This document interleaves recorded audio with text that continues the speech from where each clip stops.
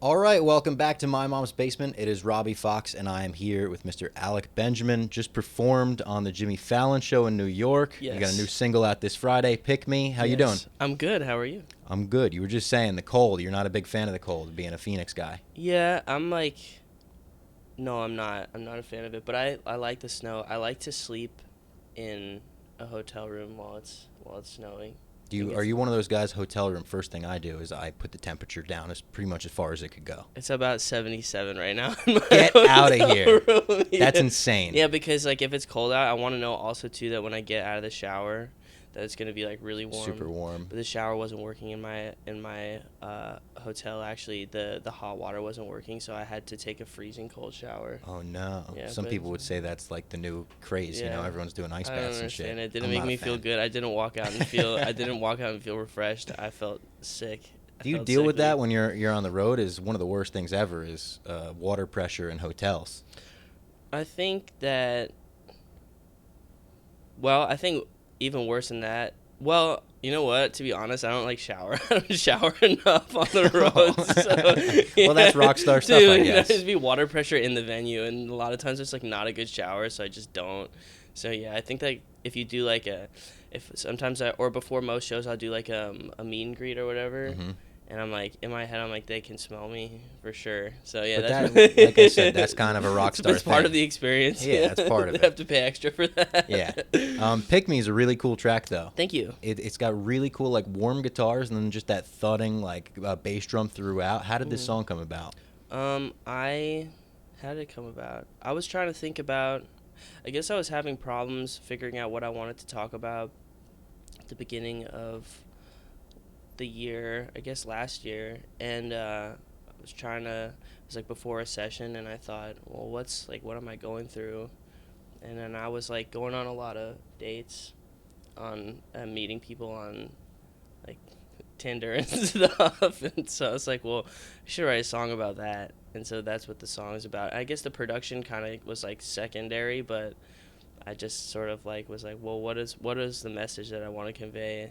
And I felt like, oh, I've been like, you're like tossed in amongst this sea. I was reading some stats where it's like on these apps it's like 82% men, Oh, really? Yeah, and you're just like, and it's like a lot of competition. So I was like, I was like, yo, pick me. Is there any Put me in, coach. other than your experiences on Tinder, is there any other influences on this song musically? Musically, I guess yeah, just like the original sort of like I love singer songwriters, and that's like the kind of school of music that I come from. So I guess just sort of like keeping it organic, keeping it as honest as possible, and not like putting that much stuff on it. But it feels like a little bit different from my other stuff. So I don't know. Is there maybe I can't think of it, but I'm not sure. What does it sound like to you? Like there's influence from somewhere? Or I don't know. Your music is very unique Well, to me. thanks. Like it sounds like I'm sure you have your influences that you pull from, but they don't show their head as much Okay. to me. Yeah. Okay, yeah, I'm not sure. Maybe like yeah, I don't know. I just felt like it was something that I wanted to play live, that I could just sort of play on my own and just play like with a kick drum. So Yeah. that's how it came about. Is this from an upcoming album? I saw you tweeted at the beginning of the year, like new year, new album. Yeah, I'm trying to put out an album hopefully by the summer. That's my goal, but I haven't like announced a date yet or whatever. Well, that's so. good. You put it out here publicly. Yeah. Summer. I'm You trying got to- fans holding you accountable. Yeah, now. I'm gonna start touring again this summer and doing some festivals and stuff, and then at the beginning of or at the end of the year, hopefully like a tour. So, but I haven't like solidified anything yet. I'm hoping to write like a few more songs in February. So we'll see. But yeah, definitely will be part of an album. Another post that I'm curious about. You posted fairly recently about this song that you performed on Fallon. I sent my therapist to therapy. Oh yeah. You posted that your therapist was suing you over this song. Can you talk about that? No, I can't. I can't talk. But that's about it. real. It's kind of real. It's real enough. It's real. Yeah, it's real. But you can't really be sued for something like that. I don't think. Like unless I put someone's name in it. No, but yeah, I was going pretty hard on on TikTok and stuff like that, and then I was like posting a lot about it, and yeah, maybe I shouldn't have said as much about it as I did. So. Do you sometimes like forget that you have as many followers as you do now? No. Sometimes I feel like I guess I don't know if I forget, but sometimes I do feel like no one is really paying attention. You're just like firing things off because you don't get the direct response on social media, right? Yeah. You get it like in the replies. I think but also like the amount of social media that like I consume and like that my participation in like just like being online and stuff, I feel like sometimes it causes like a bit of a psychosis. Oh yeah. You know, and I think Yeah, I'm with you. I think I just do crazy shit. I'm with you. You know, so when you're online, you're scrolling all the time, like nothing feels real, and then like maybe you're not like sleeping as much as you should, especially if you're on the road, and then you know if you have like a, you know, I don't like do that many drugs or drink or whatever, but if you like add like just like a tiny bit of, you know, like if you're intoxicated, even like just like a slight bit, you know, that's like a combination. That's like a bad combination. So Yeah, sometimes I like maybe say more than I should online. Not that that's what contributed to that post, but I felt like after I posted about that stuff, I was like, I probably shouldn't have said anything, especially if there's like you know, if there were any legal implications. I'm like, oh, it's probably not a good idea. But, Probably yeah. not. Yeah. So, anyways, that's my answer to that. I don't have an answer. So we mentioned you're an Arizona guy, and before the podcast, you were kind of telling me about the music scene in Arizona a little bit. The music scene is a funny way to put it. There's not much of them. There's a lot of heavy metal. Do you play music at all? I do. I'm a bass player, so Oh, sweet. we have like a fake band here at Barstool called Pup Punk. Okay, And we sweet. do like pop punk music, but kind of like, you know, we're poking fun at pop punk music. Do you play gigs? We do, yeah. We just played our first festival in Oh, October. sweet. We played Ocean's Calling, and it was like mind blowing, like being on a real stage with real. Where, was it here in New York? No, it was Ocean City, Maryland. So it was on the beach. It was like a awesome festival. Alanis Morissette, Oh, that's sick. Weezer. Did you have a good slot? We were the first band on Saturday, and Okay. it was a bigger crowd than we've ever performed to. How many so people were there? The whole festival was crazy, probably like 80,000 or something. For our set, I think there was probably like 3,000 to 4,000. That's amazing. Which we're like kind of fake musicians. Like we really play music and stuff, but Right. 4-chord stuff. Was it fun? Mostly covers. Oh, it was so much fun. It was like the most fun day of my life. How does that compare to being on, like, doing this? That's way more fun. You think so? Was Yeah. it more nerve-wracking? It was nerve-wracking at the start, but now it honestly feels like Guitar Hero when you're like, we're playing covers for 90% of our set. We play maybe 2 originals every show, but it feels like we're just playing other people's music and like dressing up as rock stars. Okay, that's So sick. it's awesome. And like from my exposure to Arizona music is mostly pop punk. It's Jimmy Eat World. It's the main. Yeah, that is true. Okay, so I went to high school. Well, I'm younger than the guys in the main, but I went to high school at the same high school as some of those dudes. That scene is big. Like my sister was big into like the Warped Tour, but Yeah. unless you kind of want to do that or you want to do like heavy metal stuff, which is sort of like I guess kind of part of that scene a little bit. I guess it's like a little bit. There's not like a lot of screaming stuff at Warped Tour, but Enough, yeah. unless you're doing that, like a lot of my friends were in metal bands, but if you're not into that, there's not really much unless like you want to play sort of. I mean, there's like I'm from Scottsdale. There's like nice restaurants and stuff, and so there's like people who will hire and book you at a at a restaurant so you can play to sort of like. I mean, you can play to like older people like Yeah. as they eat their meal. Where they're kind of like trying to talk over you. Yeah, as you're it's not. You're not playing, really yeah. performing. You're kind of just like providing like a background music, which is okay. I think it's good to practice, but.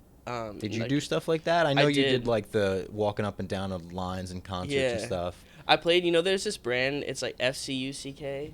Oh yeah, yeah, But yeah. I don't think they exist anymore. But I remember there was this opening at a place called Kierland. It's like a shopping center that was near my house, and they were opening a store, and so they were looking for someone to play. So they hired me to play there, but like I got paid in a gift card. But also the set was like they wanted me to play for 2 hours.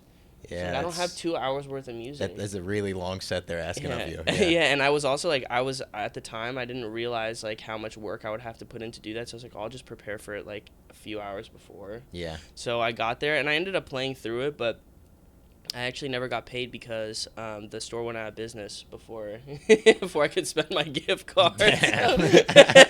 So eventually I was like, yo, I need to get out of Arizona. So that's when I went to California, but I went to college for a year, and then I dropped out, and I just kept making music. So I was reading about that. You drop out when you get signed to a record label, right? Yeah. But then you get dropped from the record label. Mhm. Was there ever a point where you were like, I don't know if this is going to work, I don't know if this is going to happen in that time, or were you just persistent on pulling through? I think there were more of those points than I can remember, but sometimes like when you're looking back on those things, it's hard to remember like how you felt, cuz sometimes I feel like I have those feelings now, when I'm making new music. I'm like, I don't think people are going to like this, and then I look back at like the times where I've made records before in the past, and I can't remember doubting myself, but I'm sure I did. But I Yeah, felt like the alternative was like not it was not. Do you ever have doubts? for sure. Yeah, What do you do? I don't know. It's Just hard gotta not just to keep, give you just in keep, to just them. keep Yeah, you just got to going. push through, I guess. Yeah. Do you feel more doubts now, or like when you were at the beginning of your career with maybe less people to like impress? I feel like it's gotten harder, actually. I always felt like it would get easier. Like the farther along you get, the more you progress. But I actually have found that, at least for me, I guess whenever I'm in something, it feels like that's the hardest, like right, in the moment that you're currently in. But it feels like there's less and less oxygen the farther and farther you get. Also, I think that it's so hard to get like a foothold because the landscape has changed so much. I think the landscape in the normal times, like with the progression of technology, things change, especially for music. But because of the pandemic, like the rate at which people were adopting new Yeah, technology and new things were rolling out, it was just like totally insane. So I think like just dealing with all like the mental stuff that was going on during the pandemic, and then also having to adjust to the fact that like the way people consume music was different. yeah, So, and then like also too, like you have this standard of like, I remember like Instagram followers was like the gold standard, hmm like right in 2019, right? Like, and I just hit like 1 million followers or whatever. I was like, all right, like I got this shit.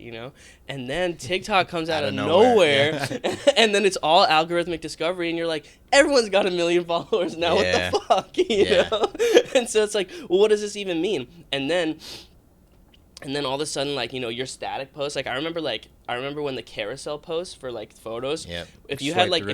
if you had a poppin' ass carousel photo, that was, you were like, I made this shit, you're like, I'm famous, and now it's like you have to do like short form video, which I'm not good at. So I feel like now is actually the hardest time. It's the most struggle that I've had, like trying to figure out, and maybe things are okay, but I can't really tell because I don't know like what the Yeah. what the right metric is for success. Because like on TikTok, like you asked me, you're like, do I sometimes forget that, oh damn, I did this with my hair. Do I sometimes forget that I have as many followers as I do? It's like sometimes it doesn't even matter on TikTok. Because Yeah. you could have like 5 million followers, and you could post some shit, and no one sees it. No one sees it, and you're like, yeah, what the fuck? Where did this go to? Yeah, where did I send that post? Yeah, so that's why all of a sudden I start posting like crazier and crazier things because I need just just trying to see if anyone's seeing it. It's like a cry for help. Yeah, I need your attention. Listen to my songs, So, man, I don't know. I feel now at this point in time, especially this morning, I woke up actually about 15 minutes before this. Sick. I feel yeah. I'm jealous. No, I just feel it's so lost. I Yeah. feel very lost. So I'm kind of just throwing shit at the wall, see what sticks. That's why I was like, let me just post some crap online and see what happens. Yeah. And right now I'm kind of like, I'm at a point where this last like New Year's is weird because I actually took a break for the first time. I'm like, man, maybe I should retire. You thought about retiring? What are you, 29? I'm not popular or old enough to retire. So I was on Zillow. Like, I was like, I can't afford any of this shit. I don't think I can retire.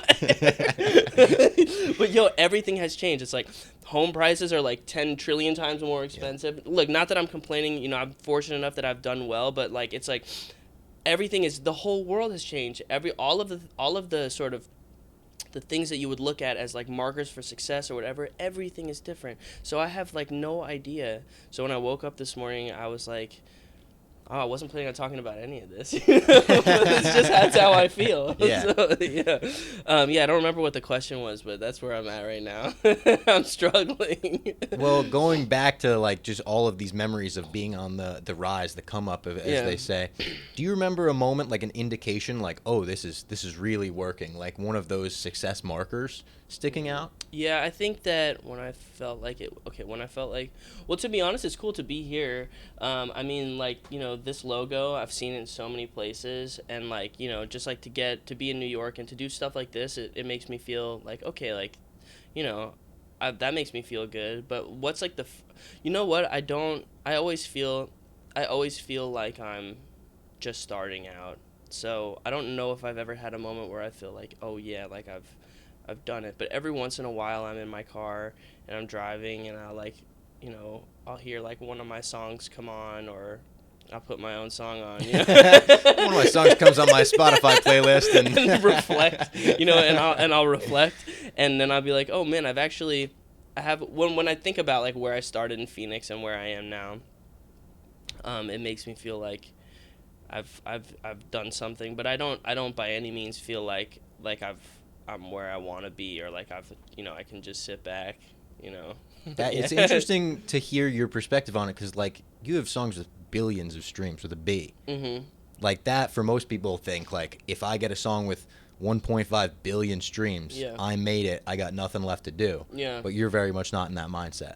Well, the person I was when I made that song is not who I am now, so I don't really feel responsible for it. I actually Really, feel like that's already you feel like almost disconnected from that song? I'd say after, yeah, like I find a way to look at things in the most negative way possible, always. Well, Yeah, so it's like, own worst critic?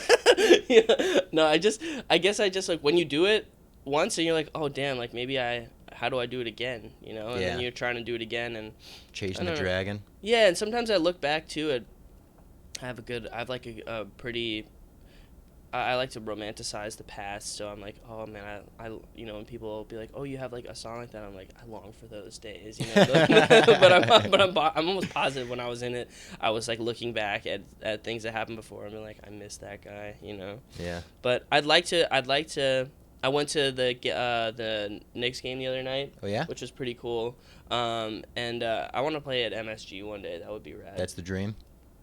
It's a dream. Yeah, Yeah. I'd like to do that one day. So. I know you get to open up for John Mayer on tour for a little bit. Yes, I did. That's awesome. Tour So was cool. awesome. And I know you also have him listed as like one of your influences. Mhm. So I want to ask, what was something that you could take from him before you met him, just from his music, and Mhm. apply to your own music or your own life in some way? And then after you met him, was there anything that he taught you where you were like, oh, now I could do this differently? Well,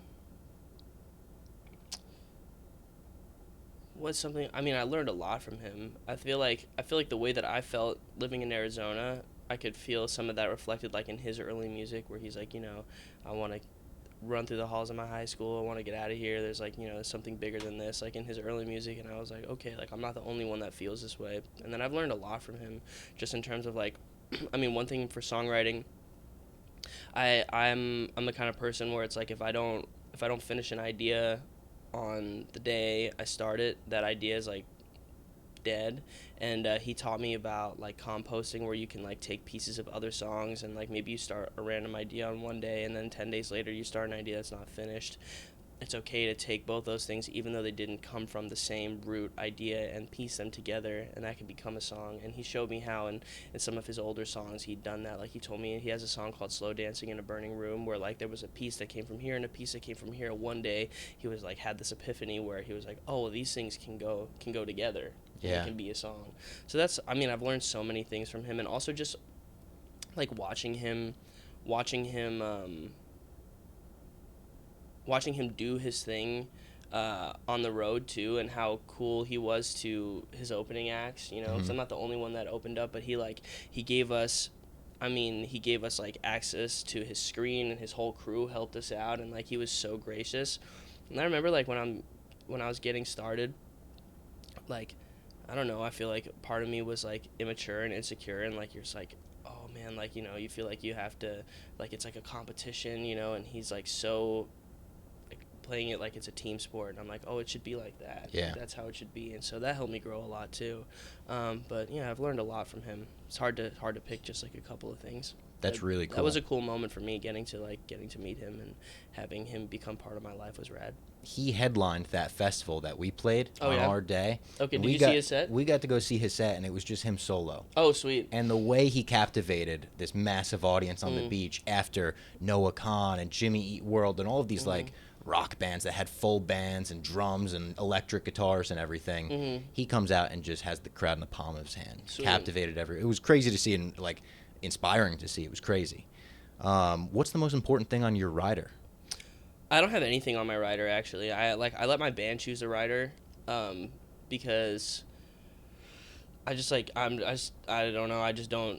I can't think about it. Like I get lazy, and my sister will be like, "You need to pick the rider stuff," and then like every decision for me feels like it's like the most important decision I've ever made. So then I'm like, well, what if I forget something? So I'm just like, you guys Like, pick. what if So I want there's Pringles that day? yeah, exactly. So there's like I think like on our rider there's like pretty much nothing that I actually eat. There's like now it's like a vegetable tray. I'm trying to be healthier on the road, but there's oh, and like lunch meats like that, so we can like make sandwiches and stuff. Oh, yeah. We take it on the bus. But mostly it's like fruit drinks, which I don't drink, and like the guys get beers every once in a while, depending on where we're at. That's pretty much it. We have a very simple rider. I feel like riders have gotten maybe lamer over the years. You hear stories of the '90s, people requesting like all blue M&Ms. Yeah, I think since you can like Postmates stuff, and like everything is so close, and also like I don't know, I feel like if I were yeah, I try to also like I like to eat, so I try to go out and like go to the places that I can't go where when I'm in other spots. Like there's this place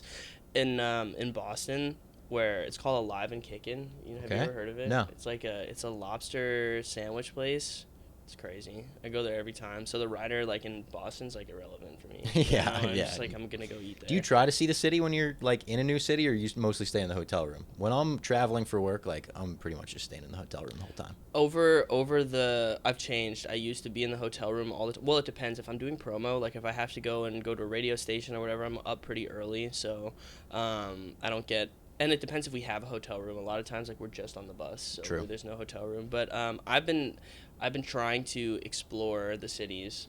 On this last few tours, because there was like less promo to do because of COVID, people were like afraid to meet people. I didn't have anything to do before the show, so I would just bird around on cities. scooters? Yeah, like I could tell you, like I know all about Omaha, Nebraska. Now. Yeah. Yeah. Like I know all the state history. I've been to. That might not be so useful in life. But I love going around. And also last time we were at the end of 21, I think, or no, it was the end of 22. I'm forgetting the time.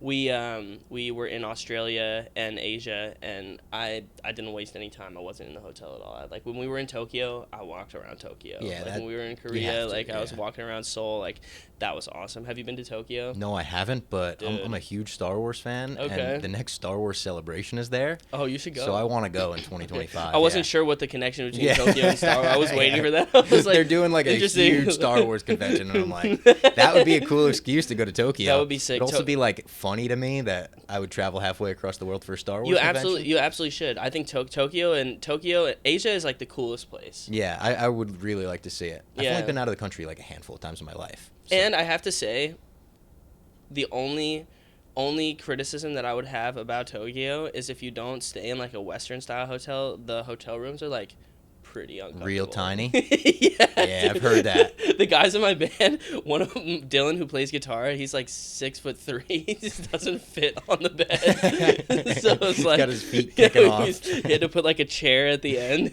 So we spent no time in the hotel room, but like we got to go to this place where it's like. I didn't even know these places existed. It looks like a library, where you have like the study things or whatever, but then you have a screen and there's these like conveyor belts and you can just order sushi. And it comes out on the we'll conveyor shoot it belt? out on the conveyor belt. I've only seen that in like TV and movies. I haven't even been to a place like that. Yeah, it was crazy. So, anyways, I can't remember what you asked me, but Tokyo is really cool. No, this is great. So Letterboxd, the movie social media platform. Have you heard of that? I want to say yes, but It's like this big thing where people will log movies that they've seen or review them or whatever. Okay. But one of their big draws is everyone lists their 4 favorite movies as like a personality type thing on their profile. If I switch that and I made it 4 favorite albums for you, okay. could you whittle down 4 albums that are your favorites? I could tell you the first 4 that come to my mind. Okay, so one of them is Man on the Moon, End of the Day, the Kid Cudi record. Yeah. One of them is The Eminem Show. One of them is Continuum. And then one of them is, what would be my last one? I think probably like, so was it Black and Blue was the title of that Backstreet Boys album? Or was it like Backstreet's Back? Like, which one had that on there? I don't know. Check it right Or here. either You're that or funny. like, I don't know, one of the Backstreet Boys albums. That was like one of my first records. Oh, you know what? I would say Surfing USA, actually, the Beach Boys. Yeah. That's a great one. Backstreet's Back appears to be the studio album name. Yeah. And then I'll give one more. I like Whatever People Say I Am. That's What I'm Not. The Arctic Monkeys record, their first one. Oh yeah, that's a great a shout. good Yeah. one, That's a really good How call. about you?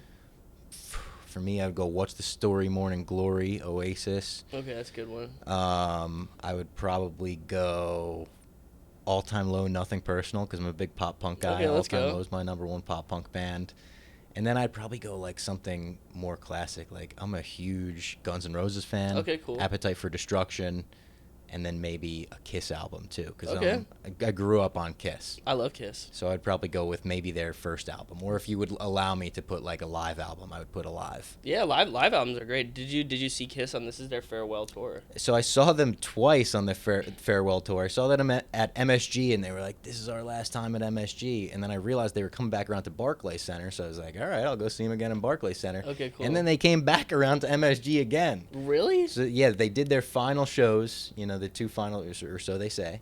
Right. But my brother, his first concert ever was Kiss's farewell tour in 2000. So Oh, this is their second farewell tour? I think it's their third. Oh my god. I'm pretty sure it's their third. The best branding thing ever. Yeah. You know, with the stores, like the title of the store is like "We're going out of business." Yes. Yeah. So speaking of Oasis, one of my favorite bands, Mhm. I ask every artist that I interview as a final question this question. Noel Gallagher once said he summed up everything he ever wanted to say in his life with "Live Forever," "Rock and Roll Star," and "Cigarettes and Alcohol." Those Okay. 3 songs. He says after that he's just repeating himself in different words. Mhm. If you had to pick 3 of your own songs that sum up everything you've ever wanted to say, which 3 would you select? That's hard. Which 3 would I select? Oh man, that's okay. I'm just gonna name 3 songs. I don't really know. I'm not It sure could change yet. day by day, you know. When did he say that? In the 90s, I believe. This is like a very old interview quote that I just always found fascinating. Yeah, but you know, I'm not sure. I'm not sure I'm as advanced as him. Like, I feel like I haven't like. I wish I'd already summed up everything that I wanted to say in 3 songs. But I could pick like 3 songs that I feel like really represent me. Like, I have a song called "Mind Is a Prison" that I think is cool. I have a song called "Jesus in LA" is a song of mine that I feel like represents me more and more and more as I get older.